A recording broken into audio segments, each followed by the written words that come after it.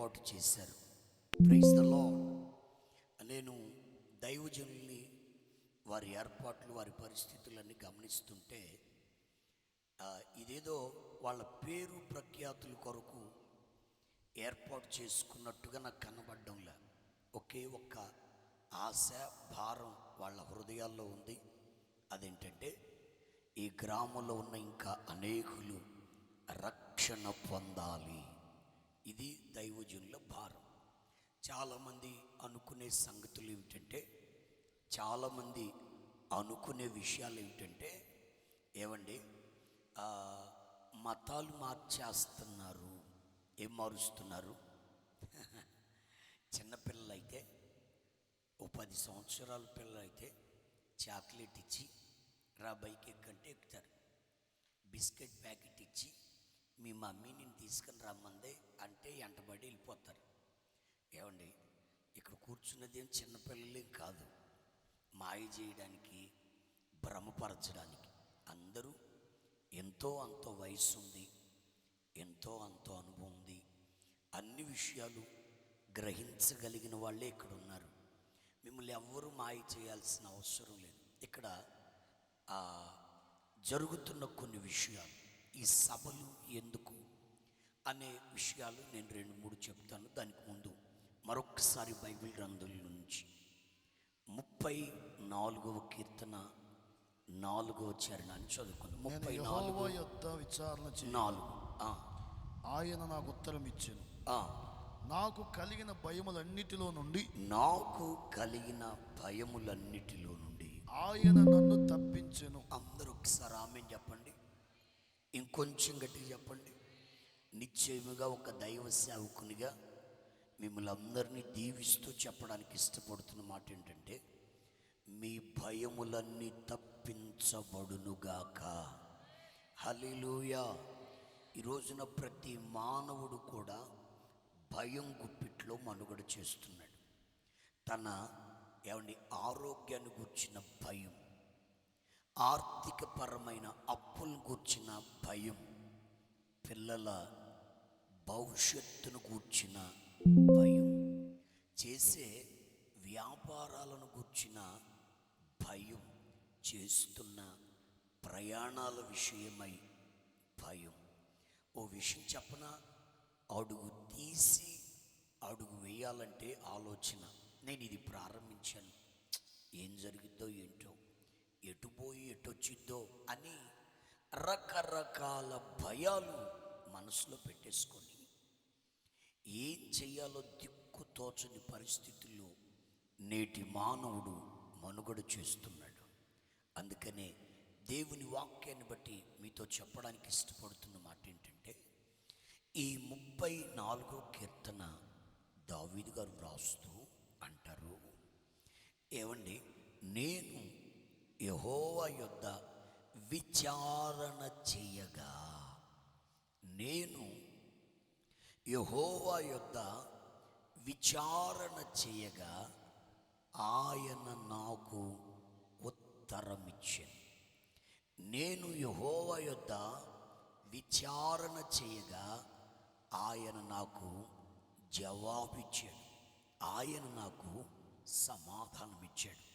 ఆయన ఉత్తరం ఇచ్చిన తరువాత, ఆయన జవాబిచ్చిన తరువాత, ఆయన సమాధానం ఇచ్చిన తరువాత నాకు కలిగిన భయములన్నిటిలో నుండి ఆయన నన్ను తప్పించెను. Praise the lord. అంటే ఇప్పుడు నా భయాలన్నీ ఏమైపోయాయి? పటాపంచలైపోయాయి.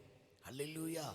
ఇప్పుడు నేను నెమ్మదితో నింపబడ్డాను, ఇప్పుడు నేను ధైర్యంగా ఉన్నాను, ఇప్పుడు నేను సమాధానంగా ఉన్నాను.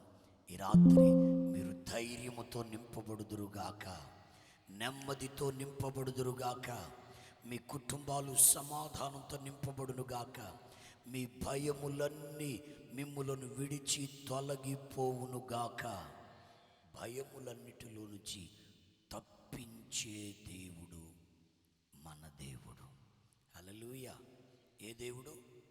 భయాలన్నిటినీ తప్పించే దేవుడండి, తప్పించే దేవుడండి. నిశ్చయంగా ఏమండి, ఈ రోజున మనం జాగ్రత్తగా గమనిస్తే గమనిస్తే ఓసారి ఈ కీర్తన వ్రాసిన దావీదు ఏ సందర్భంలో రాశారు అనంటే పైనే ఉంది. ఆ 34వ కీర్తన పరిచయంలో ఏమనుంది? దావీదు ఎదుట అబీమెలెకు ఎదుట వెర్రివాని వలె ప్రవర్తించి అతని చేత తోలివేయబడిన తరువాత రచించిన కీర్తన. వింటున్నారా? గమనిస్తున్నారా? దావీదు అబీమెలెకు ఎదుట వెర్రివాని వలె ప్రవర్తించి అతని చేత తోలివేయబడిన తరువాత రచించిన కీర్తన. అంటే ఇక్కడ ఏం జరిగిందో చెప్పను. ఒకసారి అనుకోకుండా అబీమెలెకు అనే రాజు గారి దగ్గరికి వెళ్ళాడు. అబీమెలెకు రాజు, ఈయన ఫిలిస్తీన్లు అనే ప్రజలకు రాజు. ఫిలిస్తీన్లు అనే ప్రజలకి ఈ అబీమెలెకు గారు రాజు. ఓసారి జరిగిన విషయం ఏంటంటే దావీదు గారు ఆ ఫిలిస్తీన్లో ఉన్న ఒక గొప్ప సైనికుణ్ణి, అతని పేరు గొల్యాతు, ఆ గొల్యాతుని చంపేశాడు. ఓ చిన్న రాయితో ఓ పెద్ద వ్యక్తిని, ఆ ఫిలిస్తీన్కి నమ్మకమైన, ధైర్యమైన, భరోసా అయిన మొత్తం ఆ గొల్యాతే. అటువంటి గొల్యాతుని చంపేశాడు. కొన్ని రోజుల తర్వాత పరిస్థితులను బట్టి ఈ దావీదు ఆ అబీమెలెకు రాజు దగ్గరికి వెళ్ళాల్సి వచ్చింది. ఏదైనా ఆశ్రయం ఇస్తాడేమో, ఏదైనా అవకాశం ఇస్తాడేమో, తలదాచుకుందాము అని చెప్పి ఏమండి వెళ్ళాడు. ఎక్కడికి? అబీమెలెకు రాజు దగ్గర. విషయం చెప్పనా? అబీమెలెకు రాజు బాగానే చేర్చుకున్నాడు, బాగానే చూసుకుంటున్నాడు. ఈలోపు అక్కడకున్న కొంతమంది గుర్తుపట్టారు, ఓటే ఇతను దావీదు కాదు, మన గొల్యాతును చంపేసింది ఇతనే కాదు అని అనుకుని వెంటనే అబీమెలెకు రాజుతో అంటారు, అయ్యా అసలు మీరు చారదీసిన వ్యక్తి ఎవరో తెలుసా? మన టార్గెట్ అతనే. ఆ దావీదు చస్తేనే మనం నెమ్మదిగా ఉండగలం. అటువంటి దావీదుని ఇంట్లో తీసుకొచ్చి పంచభక్ష పరిమాణాలతో ఆతిథ్యం ఇస్తారా అని చెప్పి ఏవండి రాజుగారు చెప్తా ఉంటే ఈ మాటలు దావీదు గారు విన్నాడు. ఏం చెయ్యాలో దిక్కు తోచడంలా. ఏమండి పులిబోన్లో పడ్డట్టు అయింది. పులిబోన్లో, పులికోహలో ఆ యూట్యూబ్లో వీడియోలు ఉంటాయి చూడండి. పైనుంచి ఒకడు కింద పడతా ఉంటాడు, ఏం చేయాలో అర్థం కాక గువ్వ పిల్లలాగా అయిపోతాడు. అటువంటి పరిస్థితి. అప్పుడు దేవుడు మనస్సులోనే మొర్రపెట్టాడు దావీదు, ప్రభువా నన్ను తప్పించయ్యా, ఇరుక్కుపోయాను ప్రభువా, నీవు తప్ప నాకు వేరే ఆశ్రయం లేదయ్యా, నీవు తప్ప నాకు వేరే గత్యంతరం లేదు బాబు, నువ్వు తప్పించే దేవుడు అయ్యా, నువ్వు విడిపించే దేవుడు అయ్యా, నువ్వు ప్రార్థన ఆలకించే దేవుడు అయ్యా, కేకలేసి ప్రార్థన చేయకపోయినా మనస్సులో ప్రార్థన చేసినా నువ్వు వింటావయ్యా అని చెప్పి దావీదు గారు మనస్సులో ప్రార్థన చేస్తున్నాడు. గొప్ప సంగతి చెప్పనా? ప్రార్థన ఆలకించిన దేవుడు దావీదు మనస్సులో చేసుకున్న ప్రార్థనను విన్నాడు. విన్న దేవుడు ఏం చేశాడు తెలుసా? దావీదుకి చక్కటి ఆలోచన ఇచ్చాడు. చక్కటి ఆలోచన అనకంటే విచిత్రమైన ఆలోచన, ఓ ప్రత్యేకమైన ఆలోచన దేవుడు అనుగ్రహించాడు. ఎప్పుడైతే దేవుడు ఆ ఆలోచన ఇచ్చాడో ఇక వెంటనే నోటి నుండి ఉమ్మి కార్చుకొని ఆ ఉమ్మిని గోడకు రాసిన ఉమ్మిని మళ్ళీ ముఖం మీద రాసుకున్న దాన్ని మళ్ళీ గోడకు రాసింది ముఖానికి. పిచ్చోళ్ళు చూడండి, కొంతమంది ఉమ్మి కార్చుకుంటుంటారు.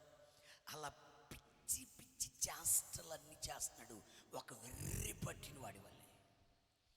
ఆ టైంలో వీళ్ళొచ్చి, అయ్యా అతని పేరు దావీదు, ఇశ్రాయేలుల పక్షాన నిలబడి మన ఫిలిష్తీయుడైన గొల్యాతును చంపింది అతడే, అతడు బ్రతకూడదు, అతను చంపేసేయండి అని చెప్తున్నాడు. ఆ టైంలో రాజుగారు ఒకసారి ఇలా చూశాడు. చూస్తే అప్పుడే దావీదు పిచ్చి చేష్టలన్నీ చేస్తున్నాడు. అరే బాబు, ఓకే మీరు చెప్పింది నిజమేలే కానీ అప్పుడు దావీదు పరిస్థితి బాగున్నట్లుంది. ఇప్పుడు ఈ అబ్బాయికి పిచ్చి పట్టినట్టు, లేకపోతే మన దగ్గరికి ఎందుకు వస్తాడు? వెర్రి పట్టినట్టుంది, మన దగ్గరికి ఎందుకు వస్తాడు? చిచ్చి, ఇటువంటి వాడిని చంపి మనం పాపం కట్టుకుంటాం, బాబు పాపం మూట కట్టుకుంటాం, ఎందుకు వచ్చిన గొడవ? అతన్ని పంపించేసేయండి. రాయ్, ఇటువంటి పిచ్చోడిని నా దగ్గరికి ఎందుకు తీసుకెళ్ళి తీసాయి అని చెప్పి ఊరి బయటికి, అంతఃపురం బయటికి తోలి వేశారండి. ఆ తరువాత ఏమంటే దావీదుకి మామూలుగా నెమ్మదిగా వాళ్ళు వెళ్ళిపోయినాక మామూలు మనిషిలాగా ప్రవర్తించక అక్కడి నుంచి తప్పించబడ్డాడు. దీని అంతటి కారణం ఏంటో తెలుసా? ఏమండి, ఇతడు మొర్ర పెట్టాడు, ఆయన ఉత్తరం ఇచ్చాడు. ఉత్తరం ఇచ్చిన వాడు ఆలోచన చెప్పి ఎలా తప్పించుకోవాలో, ఎలా తప్పించబడాలో. కొన్నిసార్లు కొంతమంది కొన్ని విషయాల్లో తెలియకుండానే అప్పుల్లో చిక్కుకొని పోతారు, తెలియకుండా వడ్డీలో ఊబిలో కూరుకొని పోతారు. ఏమండి, ఇలా వద్దని నేను అనుకోలేదండి, నా పిల్లలు బాగుపడతారని అక్కడ పంపించే కానీ వీళ్ళు ఇలా పాడవుతారని నేను అనుకోలేదండి. చాలా సందర్భాల్లో ఎక్కువ మంది ఏమండి ఏమవుతారో తెలుసా? తెలియకుండానే చాలా సమస్యలలో చిక్కుబడుతూ ఉంటారు, చాలా ఇబ్బందుల్లో వాళ్ళు ఇరుక్కుపోతూ ఉంటారు. ఈ రాత్రి నా ప్రభువుని బట్టి నేను మీతో చెప్తున్నాను, నిశ్చయంగా నా దేవుడు నువ్వు ఏ ఏ విషయాలలో ఎవరికి ఏవండి ఇది చెప్పుకోలేని పరిస్థితుల్లో చిక్కుబడిపోయి అనవసరంగా ఇరుక్కుపోయాను, నేను ఎలా తప్పించబడాలని అనుకుంటున్నావేమో, ఈ రాత్రి నా దేవుడు నీతోనే మాట్లాడుతున్నాడు, నీ కొరకే మాట్లాడుతున్నాడు. నీకొక శుభవార్త, నువ్వు తప్పించబడే రాత్రి ఈ రాత్రి. హల్లెలూయా. చేతులెత్తి స్వరం ఎత్తి గట్టిగా కళ్ళు చెప్పండి, ఇంకొంచెం గట్టిగా చెప్పండి. ఏ రాత్రి? కొంచెం గట్టిగా చెప్పండి. ఏ రాత్రి? వేటిలో నుంచి నీకు కలిగిన ఎన్ని భయాలు? ఒకటా రెండా నాలుగా ఐదా? నీకు కలిగిన భయములన్నిటిలో నుంచి తప్పించబడే రాత్రి. నువ్వు విశ్వసించగలిగితే, నువ్వు నమ్మగలిగితే, ఏ విషయంలో భయం ఉన్నా సరే నా దేవుడు ఈ రాత్రి నీకు విడుదల దయచేయబోతున్నాడు. చేతులెత్తి స్వరం ఎత్తి గట్టిగా కళ్ళు చెప్దామా? ఏదో ఒకసారి మీరందరూ చేతులు ఎలా ఊపుతూ గట్టిగా కళ్ళు చెప్దామా? ఇంకొంచెం గట్టిగా చెప్తారా? Praise the lord. నిశ్చయంగా నా దేవుడు నీ బాధలన్నిటిలోంచి, నీ భయములన్నిటిలోంచి తప్పించునుగాక. హల్లెలూయా. ఏమండి, ఇక 3 విషయాలు చెప్తాను, మనస్సు పెట్టి వినండి. తప్పించే దేవుడు ఆలోచన చెప్తాడు, తప్పించే దేవుడు ఉత్తరం ఇస్తాడు, జవాబిస్తాడు. నువ్వే పరిస్థితుల్లో ఉన్నావో తెలియచేస్తాడు. వాటిలోంచి నువ్వు తప్పించబడ్డానికి ఏం చేయాలో కూడా ఆలోచన చెప్తాడు. ఇప్పుడు నేను మీతో కొన్ని విషయాలు పంచుకుంటాను, మనస్సు పెట్టి వినండి. నిశ్చయంగా ఆత్మదేవుడు ఈ ప్రాంగణమంతటిని ఆయన స్వాధీనంలోనికి తీసుకొనుగాక. హల్లెలూయా. నిశ్చయంగా ఆత్మదేవుడు ఈ రాత్రి తన ఆత్మ కార్యాలను జరిగించి అనేకులను వారి భయములో నుండి తప్పించునుగాక. హల్లెలూయా. రైట్, ఇక శ్రద్ధగా విందాం. 3 విషయాలు ముచ్చటగా క్లుప్తంగా చెప్తాను, మనస్సు పెట్టి వినండి. అది నోవాహు కాలం. అబ్రహాము గారి కంటే 1000 సంవత్సరాలు, ఇప్పటితో పోల్చుకుంటే సుమారు 5000 సంవత్సరాల క్రితం జరిగిన సంగతులు నేను మీతో పంచుకుంటున్నాను. మనస్సు పెట్టి వినండి. భూమి మీద నరులు బాగా విస్తరించారు.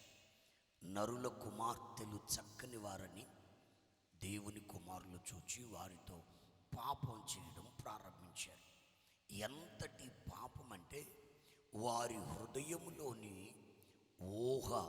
ఆలోచనల్లోని ఊహ అంతా చెడిపోయింది. ఏవండి, ఎవరు ఎవరితో ఎలా ప్రవర్తిస్తున్నారో తెలియని భయంకరమైన పరిస్థితులు. వరుస వాయిలు తప్పి ప్రవర్తిస్తున్నారు. వయస్సుతో పని లేదు. ప్రస్తుతం మన భారతదేశంలో కూడా ఇదే బాగా పెరిగిపోయింది. ఏవండి, అత్యాచారాలు, మానభంగాలు. కారణం ఏంటంటే అదుపు లేని శరీర కోరికలు, మత్తు పదార్థాలు, మాదక ద్రవ్యాలు, అవేనండి డ్రగ్స్. వీటన్నిటి చేత మనిషి మైండ్ పాడైపోయి ఎవరితో ఎలా ఇల్లీగల్ రిలేషన్ ఏర్పరచుకుంటున్నాడో తెలియని పరిస్థితుల్లో ఏమంటే జీవితాలని పాడు చేసుకుంటున్నారు. అందుకే యేసుప్రభు చెప్పాడు, నోవాహు దినములలో జరిగినట్లే జరుగుతుంది అని. ఎస్, నిజమే. ప్రస్తుత దినాల్లో అంతకంటే దారుణమైన విషయాలు జరుగుతున్నాయి. మనుషులలో శరీర ఇచ్ఛలు పెరిగిపోయి ఎవరితో వారి శరీర వాంఛలు తీర్చుకుంటున్నారో అర్థం కాని పరిస్థితుల్లో మనిషి మనిషిగా లేడు, మనిషి మృగంలాగా ప్రవర్తిస్తున్నాడు. అందరు చెప్పండి, ఎలా ప్రవర్తిస్తున్నాడు? మనిషి మృగంలాగా ప్రవర్తిస్తున్నాడు. పశువులాగా పశువాంఛలు తీర్చుకుంటున్నట్లు వాంఛలు తీర్చుకుంటున్నాడు. ఆ మధ్య పోలీస్ స్టేషన్కి ఒక 50 ఏళ్ల వయసున్న ఒక ఆవిడ వెళ్ళింది. వెళ్తూ వెళ్తూ ఒక 25 సంవత్సరాల కుర్రోడిని తీసుకుని వెళ్ళింది. ఎక్కడికి? పోలీస్ స్టేషన్కి తీసుకెళ్ళి, నేను ఈ అబ్బాయి లేకపోతే ఉండలేను, నాకు ఈ అబ్బాయికి పెళ్లి చేయండి అని పోలీసులను ఆశ్రయించింది. ఏం వయసు ఎంత? 50. ఆ కుర్రోడి వయసు ఎంత? అసలు విచిత్రం చెప్పనా, ఆమెకి భర్త కూడా ఉన్నాడు. ఇంకా దారుణమైన సంగతి చెప్పనా, ఇదే వయసు కలిగిన 2 మగపిల్లలు ఉన్నారు ఆమెకి. ఒక బాబుకి 25, ఇంకో బాబుకి 24, 23. 2 మగపిల్లలు కూడా ఉన్నారు. ఆ వయసుకు వచ్చిన తల్లి ఇంకొక చిన్న కుర్రోడు తక్క కొడుకు వయసు ఉన్న వ్యక్తితో అక్రమ సంబంధం ఏర్పరచుకొని పోలీస్ స్టేషన్కి వెళ్ళి, చట్టం చెప్తుందిగా ఏమని, మేజర్లు అయితే చాలు ఇష్టాన్ని. ఇప్పుడు ప్రస్తుతం మన సుప్రీంకోర్టు కూడా చెప్పింది ఏమని, పెళ్ళైన వాళ్ళు కూడా అక్రమ సంబంధాలు కొనసాగించవచ్చు, అది తప్పు కానీ కాదని ఇప్పుడు ప్రస్తుతం మన సుప్రీంకోర్టు కూడా ఏమండి తీర్పు ఇచ్చింది. ఎంత దారుణంగా ఉన్నాయంటే పరిస్థితులు భయంకరంగా ఉన్నాయి. అసలు విషయం చెప్పనా, ఇవి వినడానికి జుగుప్సాకరంగా ఉన్న నోవాహు దినములలో కూడా ఇదే జరిగింది. ఇలా జరగడం చూచి మనుషులకి చాలామంది కోరికలు తీరుతున్నాయి, కానీ దేవునికి కోపం వచ్చింది. కోపం వచ్చింది అని అనడం కంటే దేవుడు బాధపడ్డాడట, దేవుడు సంతాపపడ్డాడట. భూమి మీద నరులను చేసినందుకు యెహోవా సంతాపపడ్డాడట. చిచ్చి, నేను అసలు మనుషులు ఇందుకే చేశానా, నరులను ఇందుకే చేశానా, మృగాల్లాగా ప్రవర్తించడానిక, పశువులాగా ప్రవర్తించడానిక? ఇలా ఎందుకు కాదు కదా. అందుకని ఈ పాపం చేసేవారిని చేయడానికి సిద్ధంగా ఉన్న అందరినీ నాశనం చేసేద్దాం అని దేవుడు అనుకొని, ఏవండి, అయినా దేవుడు అంటే ఎవరు? నాశనం చేసేవాడు దేవుడా? కీడు చేసేవాడు దేవుడా? మేలు చేసేవాడు దేవుడు, తప్పించేవాడు దేవుడు. హల్లెలూయా. ఆదరించేవాడు దేవుడు. బైబిల్ గ్రంథంలో మంచి మాట ఉంది, యథార్థవంతులను బలపరచుటకై, మరలా రిపీట్ చేస్తున్నాను, యథార్థవంతులను బలపరచుటకై యెహోవా కనుదృష్టి లోకమంతా సంచారం చేస్తూ ఉంటుందట. ఒకసారి నన్ను చూడండి, జాగ్రత్తగా వినండి. ఈ భూలోకంలో ఉన్నదంతా నాశనం చేసేద్దాం అని అనుకున్నప్పుడు, ఎంతైనా ఆయన దేవుడు కదా. అమ్మో, అందరు నాశనం చేయడం కంటే ఎవరైనా యథార్థవంతులు ఉన్నారేమో, నీతిమంతులు ఉన్నారేమో, వారిని తప్పిద్దాం, నాశనంలో నుంచి తప్పిద్దాం అని అనుకొని అందరిని చూస్తే అయ్య బాబోయ్, ఎవరికి వాళ్ళు వాళ్ళ మార్గాలు చెరిపేసుకున్నారు, ఆలోచనలు చెడగొట్టుకున్నారు, ఊహలు చెడగొట్టుకున్నారు, ప్రవర్తన, అలవాట్లు, క్రియలు అన్నీ చెడిపోయాయి. ఆ పరిస్థితుల్లో నోవాహు అనే ఒక వ్యక్తి మాత్రం యెహోవా దృష్టి యందు నీతిమంతుడుగా కనబడ్డాడు. కొట్టండి చప్పట్లు గట్టిగా, కొట్టాలి కొట్టాలి కొట్టాలి గట్టిగా. హల్లెలూయా. ఎంతమంది? ఒక్కడు నీతిమంతుడుగా కనబడ్డాడు. గొప్ప సంగతి చెప్పనా ఏమండి, ఆ ఒక్కను కూడా కలిపాడేద్దాం, తీసేద్దాం అని అనుకోలే. అందుకే ఆయన దేవుడండి. యథార్థవంతులను పాపులతో పాటు నాశనము చెయ్యడు. Praise the lord. దుర్మార్గులతో పాటు నీతిమంతులను ఆయన నాశనం చేయడు. నువ్వు అనుకుంటున్నావు ఏమనో తెలుసా, నేను ఇంత యథార్థంగా ప్రవర్తిస్తున్నా, ఇంత నీతిగా బ్రతుకుతున్నా, ఇంత పరిశుద్ధంగా బ్రతుకుతున్నా, వాళ్ళకు వచ్చినట్లే నాకు, వాళ్ళకు జరిగినట్లే నాకు రోగాలు, బలహీనతలు, సమస్యలు వస్తున్నాయి అని అనుకుంటున్నావు. నా దేవుడు నిన్ను చూస్తున్నాడు. ఖచ్చితంగా వారితో పాటు నశించిపోకుండా నా దేవుడు నిన్ను తప్పిస్తాడు. చేతులెత్తి స్వరమెత్తి గట్టిగా కళ్ళు చెప్పండి, ఇంకొంచెం గట్టి చెప్పండి. ఓసారి ఈ నోవాహు విషయాన్ని అలా ఉంచుదాం, మళ్ళీ వస్తాను ఇక్కడికి. ఈలోపు ఒక విషయాన్ని చెప్తాను, జాగ్రత్తగా వినండి. ఎందుకో మిమ్మల్ని చూస్తే అది కూడా జ్ఞాపకం చేయాలి. బైబిల్లో ఆసాపు అనే ఒక వ్యక్తి ఉన్నాడు. ఏం పేరండి? ఆసాపు. ఇతడు ఎప్పుడు చూసినా దేవుని మందిరంలో పాటలు పాడుతూ, ఆరాధన చేస్తూ, అనేకులను ఆరాధనలో నడిపిస్తూ ఉంటాడు.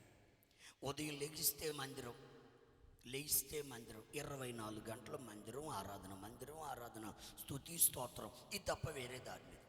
అయితే విషయం చెప్పనా, ఎంత ఆరాధన చేసినా కట్టుకోవడానికి అంత బట్ట, తినడానికి అంత తిండి, ఉండడానికి అంత నీడ తప్ప ఇంకెక్కువ లేదు.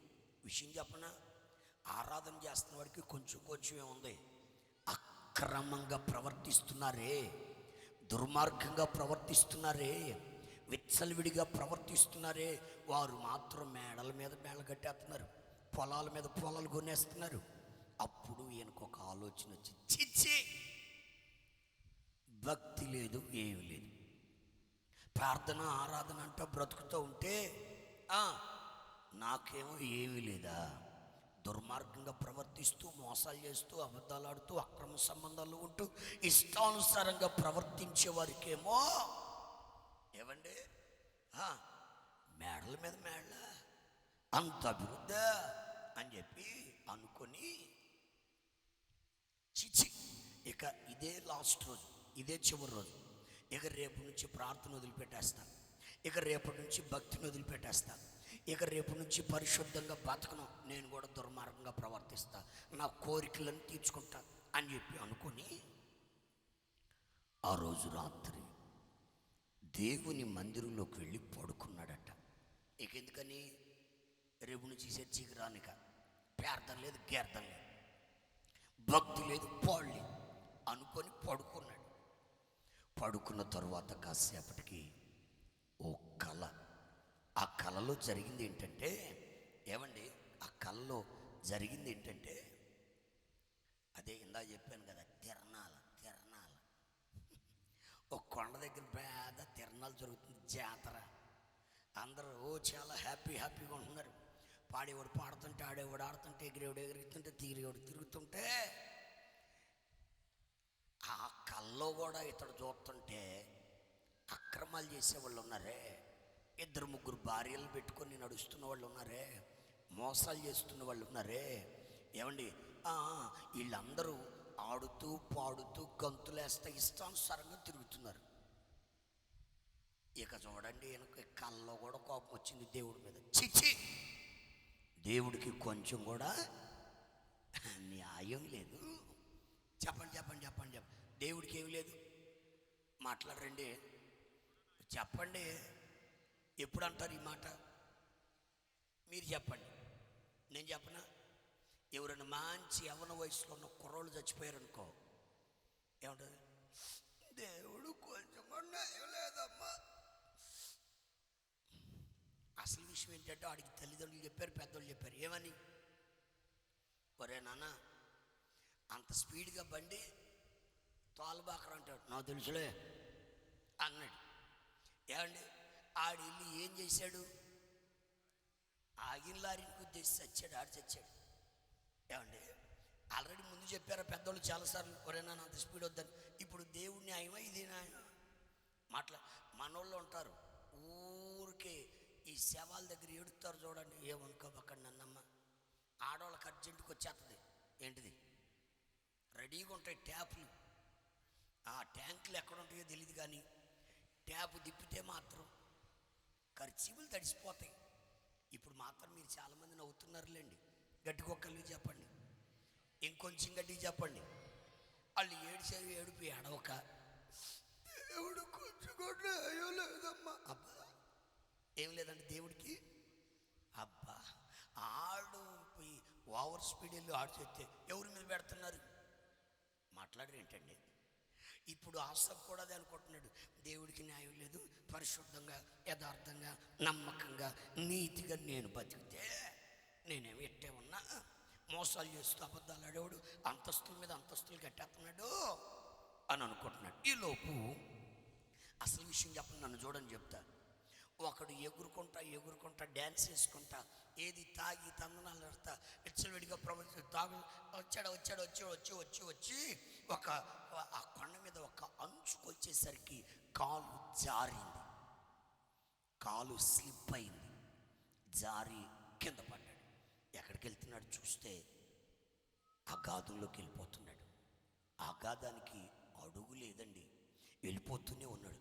అయ్యో పడిపోయాడు అని అనుకుంటూ ఉండగానే ఇంకొకడు కూడా ఎగురుకుంటా నాట్యం ఆడుకుంటూ వచ్చాడు. వాడు కాలు జారాడు, వాడు పడ్డాడు. అసలు విషయం చెప్పనా, వీళ్ళు బాగున్నారు, అంతస్తుల మీద అంతస్తులు కట్టుకున్నారు, సంపాదించేస్తున్నారు అనుకున్న వాళ్ళందరూ ఈడకి రావడం, కాలు జారడం, పడిపోవడం. ఇలా కొంతమందిని చూసేసరికి కల్లోనే ఉలిక్కిపడి భయపడిపోయాడు. అయ్య బాబోయ్, ఎగురుతున్నారనుకున్నాను, హ్యాపీగా ఉన్నారనుకున్నాను, మేళ్ళ మీద మేళ్ళ కట్టేస్తున్నారనుకున్నాను, సంపాదిస్తున్నారనుకున్నాను. వీళ్ళు ఇదేంటి అక్కడికి వెళ్ళిపోవడం, కాళ్ళు జారిపోతున్నారు. ఇంతకీ నేను ఎక్కడున్నాను? నా పిల్లలు ఎక్కడున్నారు? నా కుటుంబం ఎక్కడుంది అని ఒక్కసారి తుల్లిపడి చూస్తే గొప్ప సంగతి చెప్పనా, ఈయన పిల్లలు, ఈయన భార్య, ఈయన కుటుంబం దేవుని చేతిలో ఉన్నారు. కొట్టో చప్పట్లు గట్టిగా, కొట్టో గట్టిగా. హల్లెలూయా. బాగా సంపాదిస్తున్నారు, బాగా కూడబెడుతున్నారు అనుకున్న వాళ్ళేమో కాలు జారే స్థలంలో ఉన్నారు. యథార్థంగా పరిశుద్ధంగా నీతిగా ఉన్న వీరు దేవుని చేతిలో ఉన్నారు. Praise the lord. అప్పుడు వెంటనే అలా కిందకు దిగిపోయి దేవుని కాళ్ళు గట్టిగా పట్టుకొని అంటాడు, అయ్యా నేను పశుప్రాయుణ్ణయ్యానయ్యా, నన్ను క్షమించు బాబు, నిన్ను రకరకాలుగా తిట్టుకున్నా, నేను అంత సంపాదించలే ఇంత వాళ్ళతో వీళ్ళతో నేను లెక్కలు కట్టుకున్నాను, కానీ నీవు నన్ను ఆశీర్వదించావు, నీ చేత్తో పట్టుకున్నావు, నీ ఆలోచన చొప్పున నడిపిస్తున్నావు. ఇప్పుడు నాకు డబ్బు లేకపోయినా పర్వాలేదు, నాకు క్షేమం ఇచ్చావు. హల్లెలూయా. నాకు నెమ్మదిని దయచేసావు, నీ పొందు నాకు ధన్యకరము. హల్లెలూయా. నీ పొందు నాకు, నీ సహవాసం నాకు ధన్యకరమని దేవునితో చెప్పాడండి. ఈరోజు నీ మాటలు వింటున్న ప్రియ దేవుని బిడ్డలారా, నేను అంత నీతిగా ఉన్నా ఇంత నీతిగా ఉన్నా నాకేం జరగట్లేదు అనుకోవద్దు. ఇదిగో నీతిమంతుడైన నోవాహు దగ్గరికి మరల వద్దాం.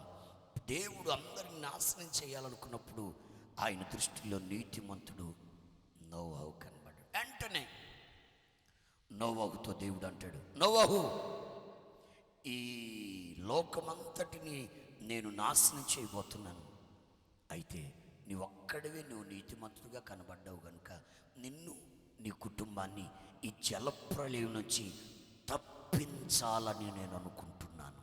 హల్లెలూయా. అందుకని నువ్వేం చేస్తావు తెలుసా బాబు? హలో, ఒక ఓడను కట్టుకో. ఓడను కట్టుకొని ఆ ఓడలో నీవు, నీ కుమారులు, నీ కోడళ్ళు, నీ భార్య, ఎంతమంది మొత్తం 8 మంది లోపలికి వెళ్ళండి. ఎప్పుడైతే మీరు ఆ ఓడలోనికి వెళతారో, అందరు నన్ను చూడండి, మీరు తప్పించబడతారు.